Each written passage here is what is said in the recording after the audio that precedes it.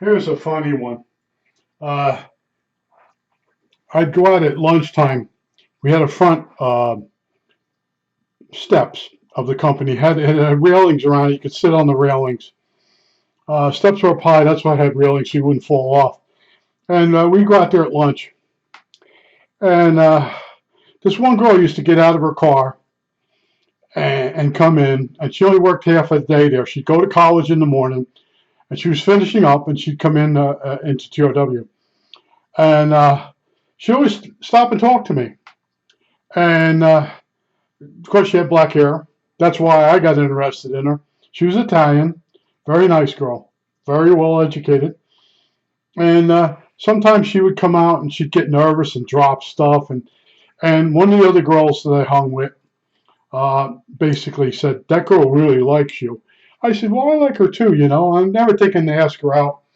But my other boss says, John, she likes you. Ask her out. It's going to be a no-brainer.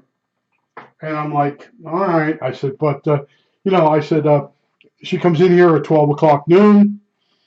And he goes, don't worry, I'll take care of it. I'll take care of it. So the next day, she comes out of the car and my boss clears the front steps. He says, everybody inside. And when you went in, you go to the right, you could go to the left. So he took everybody in and he said, John's going to ask that girl out. And he wouldn't let anybody back out. He's on one side. Now, on the other side, this girl, Norma, came in. And Norma used to wear seashell earrings, seashell around her neck, seashell pins on her body. And so I'm out there with the girl, and I'm going into, this weekend, would you like to do something, maybe a movie? But this girl, Norma, comes out through the door, and I didn't see her. Now, I looked real quick out of my corner of my eye, and I see my boss on the other side of the glass. And he's giving me the, oh, I don't believe this, because we all knew that I had this really bad luck. So Norma's outside, and Norma's an 8-ball. And the company hired her. I won't get into that. But anyway, they hired her, and I'm talking to this girl, and I'm asking her out. I'm doing a pretty good job. I'm almost done. And she walks over like an 8-ball does. An 8-ball walks over right next to your face. And she's right there, and she says, you don't know how to ask somebody out, do you? I was like, oh, unbelievable. So the girl, she got all embarrassed. She turned red because now she knows I'm asking her out, but I think she knew. So anyway, I back inside. I didn't know how to handle that. I'm telling you, I don't know how to handle that kind of crap. So we go back inside, all the way in. You got to learn how to ask somebody out. So we go into the door, and now it's death to Norma. There were a couple of the girls outside that were friends of mine, and they're like, did she do what we thought she did? I said, yeah, she got her face right up in there and said that I don't know how to ask somebody out. And then all the way in, they could hear what she was saying to me. She didn't last long in our company. They got rid of her. But anyway, that was one of it. So we were sitting there.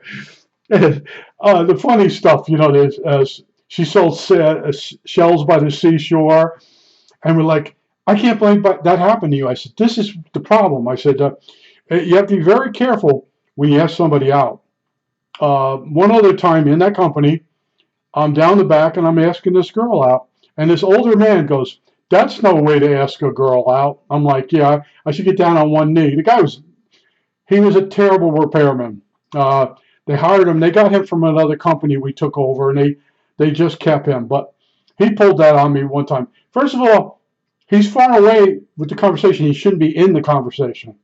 But these people, these 8-balls, they take it upon themselves to listen, and they don't like that. I had just gotten a promotion. That guy didn't get it. Let's put it that way. So he was looking to get me. But it's so funny. Afterwards, we're sitting there, and someone goes, "Did you see what he did?" I said, and then one guy says, "You should have punched him." I said, "No." I said, "I get fired," and the whole thing. But he says, and then they all know. They're all in on the fact that when I'd ask somebody out, something would go wrong. But they were all cleared off the front porch, the front steps of this company, and they're on one side, and they're looking through the window. There's a window there, and they can look through and see me talking to the girl. And then they see Norma. Everybody knew she was an 8-ball. she comes out of the other door and out. And these are stuff that you basically would be in a sitcom. And you say, this could never, yeah, it does happen. All right. And then there's other people that just like, we'd have girls. I'd be sitting eating at work, lunch.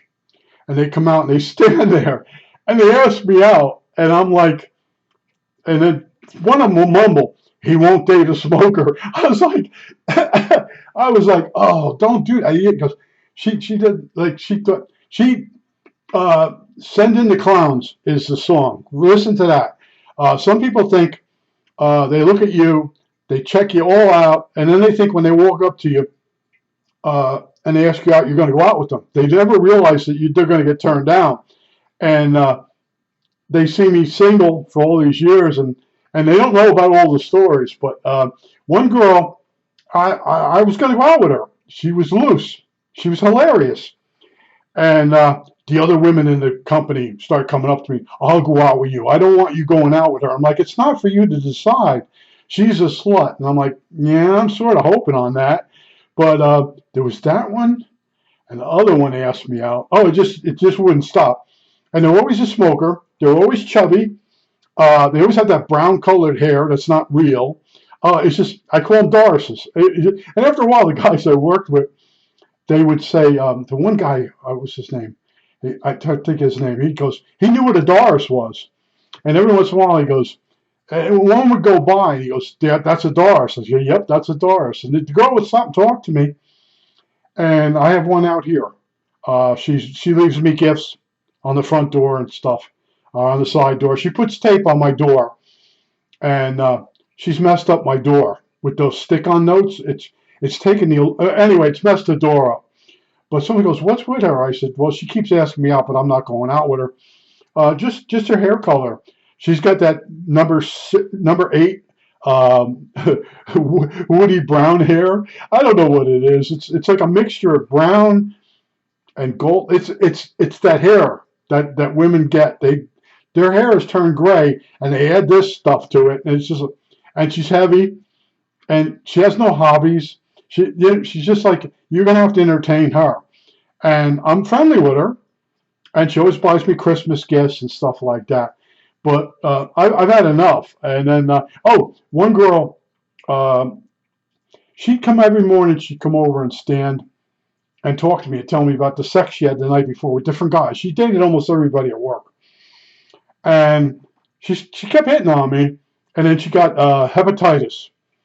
And then she had a long talk with me. She goes, you never really understand what your parents are trying to teach you. And then she realized that when she got hep and was in the hospital, she almost died, that none of her so-called friends come to visit her. And her parents were the only ones that came through for her. And she's gone on, I think I saw she joined Elks or something. She would kill her old self would kill her. That's how funny it is. That's how much she changed. She became an accountant, and she became real conservative. And there's other stuff, but I won't tell you. I don't want to get sued. But it's hilarious. And after a while, I just gave up. I'm just like, yeah, no.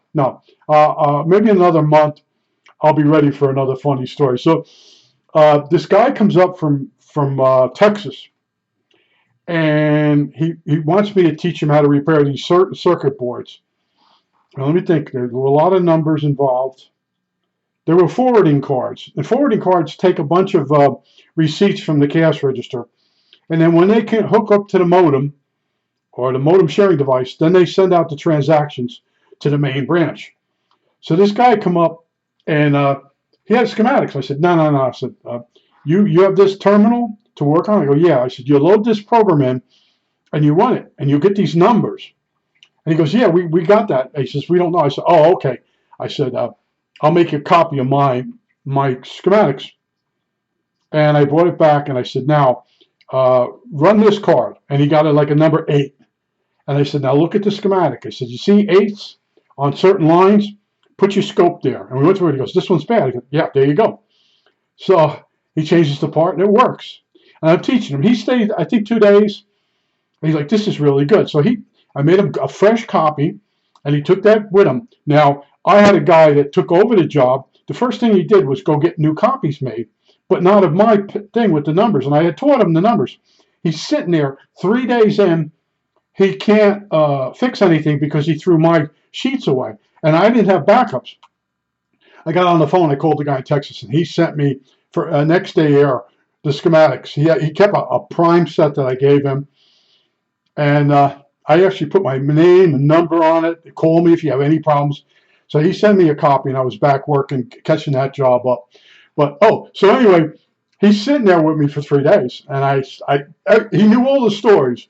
The guy's sitting around and telling him, yeah, he should have been dating this girl. You won't believe what happened. This girl that dressed in seashells went out there, and they're telling him, and this guy's like, you got really bad luck. I said, it doesn't end. It just won't end. I said, I have a setup date with these friends, and I'm going over to the house, and what happened to her? Oh, she had. If she got nervous, she would she'd poop in her pants. I won't say her name, but they surprised her on me. And anyway, she wanted to go home so bad. She was starting to get nervous. She knew she was going to poop in her pants, and they talked her down, and she stayed a while. It didn't work out. So the next day, I'm in there with the guy. The guy's still there from Texas. How'd you make out? And I started telling him. I said, yeah. I found out later on that she had she didn't have Crohn's disease, but he goes, you got to be kidding. I said, nah, this is normal. They fix me up with these people that have problems, knowing that I could probably handle it, but the girl gets so nervous. I don't know how do you handle that? You just go up to her like, don't be afraid of me. I won't make you poop in your pants. But anyway, a few years go by, and she straightened out a lot. And then I went over to this other house. I met this other girl that they fixed me up with. The two of them are together now. They're roommates. It was hilarious. And they're like, now they know I have a lot of money. And I'm like, yeah, I'm yesing and knowing them real simple stuff. And they're like, I said, yeah, the one, what happened with the one? She screwed up something real bad. Well, anyway, both of them are nuts. And I'm not that sane either, but you have to draw a line at some point. But my friend goes, the guy that was there was a next door neighbor. He told him about the apartment. That's why they were next to him. And he goes, oh yeah, both those girls we fixed you up with. And this one, and I'm like, yeah, let's have another laugh at my thing. It's like what I laugh hard at is everybody loves Raymond, the brother, Robert. You know how he doesn't have any luck. That I got so used to that, and. Ray Romano will say once in a while, it's like God's got it in for him, But the trick that I don't have is when something's going wrong, how to turn it around, or how to stop it, or those are skills you learn, or you have built in you. I don't have those. My skills are in electronics, and I focused everything I had into that so I could be good at something. And, and I have ADD, dyslexic. I have all these things I have to go through. And then you have the hormones, you're there with the girl, and you can see on their face they're not happy. And it's like, it's going to go bad, But most of the time, it wasn't real bad. Oh, one of the best ones is this group of my friends didn't listen to my stories. They did not listen. So they fixed me up with this girl. I made it 2 dates with her. It was a record. But then I found out through one of the other girls that she would date me to make the parents happy, but then she'd go back out late at night and she was having sex with some other guys.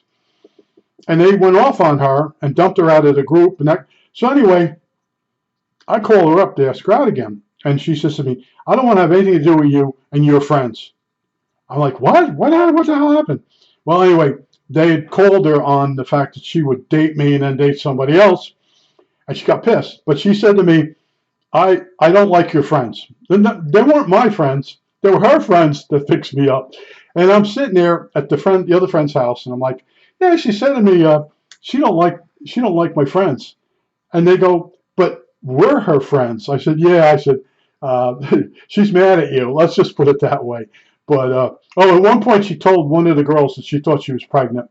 Now, I've had that happen before. One of the girls in the one company I work for, We're having a meeting, high thing meeting. She's sitting there with, here, this one's good. She's sitting there with pencil and paper. She's taking notes for the boss, for Goldbrick. And Goldbrick's sitting there, and he's got a secretary, and she's writing stuff down. She stops in the middle of the meeting. She just starts talking. She goes, John, do you want to go this weekend to me? Go with me this weekend to Canada? She says, you don't have to sleep with me if you don't want to. In the middle of a freaking high meeting for aircraft instruments, we're being bought out by some company. And what happened with her, she turned out to be pregnant. A few months later, everybody thought it was my kid. It just never stopped. I'm going to tell you, someone said to me I should write some of this. Yes, I should have wrote this stuff down as it went along. And then I could have made more chapters by just dating somebody else, you know. And the one girl, I'm in a brand new Nova. It's not I had a college guy go with me to pick it out. And I'm driving with her. And she turns to me and goes, this is the ugliest fucking car I've ever seen in my life. I said, well, I had a friend pick this out because I didn't trust my taste. So she kept talking about it, her Carmen Ghia. And as we pull into the driveway, there's this beat up piece of shit up in the air on 4 cinder blocks. That was a Carmen Ghia. It didn't work, all right? But the whole time, this is really an ugly car. And it was 4-door. And that's because I used to repair people's stereos and radios. And the 4-door in the back, you got more room to open the door up and put a television in there. But it was a Nova. It was a nice car. I got 8 years out of that car and sold it to the girl down the street who left the keys in it in front of a Kmart. And then somebody stole it and banged it into like 20-something cars in Belleville. And then they got the car out of impound. She called me up. She goes, you know that car you sold me? I said, no, your brother sold it to you. I gave it to your brother, and I told him to take it down, clean it up, wash it, take it in, trade it in, get the money, take half, and give me it. She says, no, you sold it. I said, I did not sell that car to you. Your brother sold it to you. She says, well, the front end's loose. I said, the front end's loose from hitting 20-something cars in Belleville. Do you think that would do it? I'm like, yeah, you're a real brainiac. But some of the stuff that used to happen to me, you know, I hang the phone up. I'm like, you didn't handle that very well. And, oh, God, it just never stopped. And a lot of times, here's what I would do. I'd get up out of bed, and I'd go into work for half a day. And the reason I did was if I stayed at home on a day off, I had to take off Mondays. We had a special 440 system at work. So my day off, I was allowed to take Tuesday off. And the woman next door, who was nuts, a pain in the ass, kept calling me every Tuesday. Why are you always home on Tuesday? And I'd always be very nice. I said, I have to be around for Mondays and Fridays to cover for other people. Now, a couple of weeks would go by, I'd take a day off, and the same thing, she kept calling. I don't understand why you're up. That woman was a big, fat lesbian, okay? And when I worked in RCA with her, she never acknowledged me. Then after her parents died, she lived next door. She constantly called me up for this and that. And I should have said to her, remember in RCA, you wouldn't even acknowledge me? But I didn't. Always a nice guy. That was a mistake. And I can't go back and change anything. But I want to tell you, just some of these going on a date, and someone's like, what happened was, there were a couple girls at work that would go to lunch with me all the time. And I was a gentleman all the time, and they would talk dirty sometimes, and they're married. You got to watch what you do, and they would go with me because I wouldn't bother them, and it was just amazing stuff. And then I found out one girl, she kept calling me up, asking me out, and I was like, yes, but I said, what about your husband? See, I didn't know she was divorced. All my friends knew she was divorced, but none of them would tell me because they all had dreams that they were going to be with her. But anyway, that one, and then there's the bank. I had a bank. I had a lot of money. And one time I'm in the bank, and it's getting ready to close, and the girls start standing around. The girls from the other branch come down. They got some type of meeting or something. And two of them start on me. How come you never asked us out? I said, you're married. And they're just staring back at me. You've never asked us. See, I'm supposed to know they're divorced. And they got mad at me. They're mad. I said, look, I don't know these things. I said, I go to work every day. I come home, I'm tired. I'm not paying attention who's married, who's divorced. You work at my bank. You see my bank account. You know how much money I had, or had is the word. And see, they're looking at it. They're looking to score another person that's got money. And they were good looking. But I didn't know they were, and they got mad at me because I didn't know they were divorced. I'm totally clueless. To this day, I'm totally clueless. And I do every once in a while get involved with somebody, and it always turns bad. This one woman, I always walk with her. She's in the neighborhood, walk with her. She's got a son that doesn't work. She lives with him. She's got some issues. And I mentioned this one place. She told me about this place she joined. It was a club.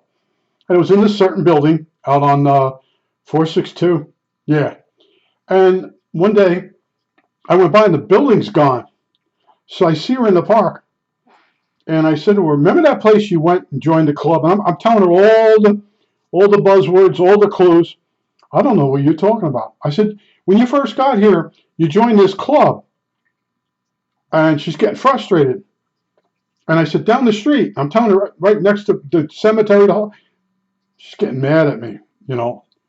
You're telling me something. All right, I must have been someone else. It wasn't somebody else. It was her. So I walk away.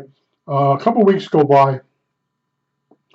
And this is funny stuff. She walks up to me. She goes, remember when you were mentioning in that club I joined? I said, yeah, down the street. She goes, yeah, I finally remembered it. I forgot. I said, she said, we took the club out of there because the building was sinking. Had a sinkhole under it. So that's why they took it down. So a few weeks ago, I just mentioned, what are they building down there? And she thought I was making fun of her because she didn't remember that she told me. And she goes, you're really hard on people. I'm like, she's yelling at me for something else. And I'm not going to stand there. And I said, you know what? I don't freaking care. And I just walked away. She was getting in her car. I just walked away. I said, you know what? I'm not going to stand there and belittle myself. I just wanted to know if she heard what they're building there. They're building something over a sinkhole, whatever. And it's just, this is how it goes. And right up to that moment, she was friendly. I'm talking to her, and I just said, remember that company? Like, and then I'm standing there, and I'm trying to process, what did I just say? I'm just asking her, did she hear what's going to build there? Maybe they're going to rebuild it was like a bar, a roadside bar there. Maybe they're building another one. They fixed the sinkhole problem, and that'll be where the club is again.